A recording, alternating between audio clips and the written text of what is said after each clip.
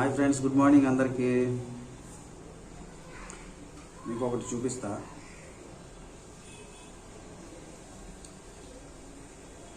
కర్ర పెండలం అంటారు దీన్ని, కర్ర పెండలం.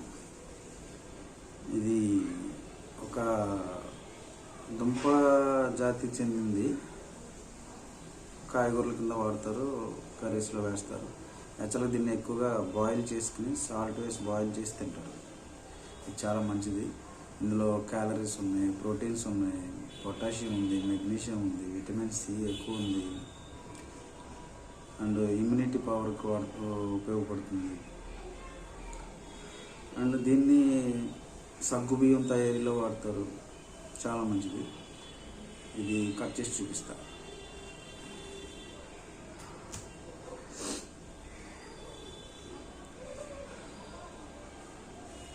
ఇది ఉడకబెట్టి తింటాను, ఇంకా నెక్స్ట్ వీడియోలో పెడతాను ఇది. ఓకే, మ్యాక్సిమం ఇది ట్రై చేయండి అందరూ, మంచిది చాలా.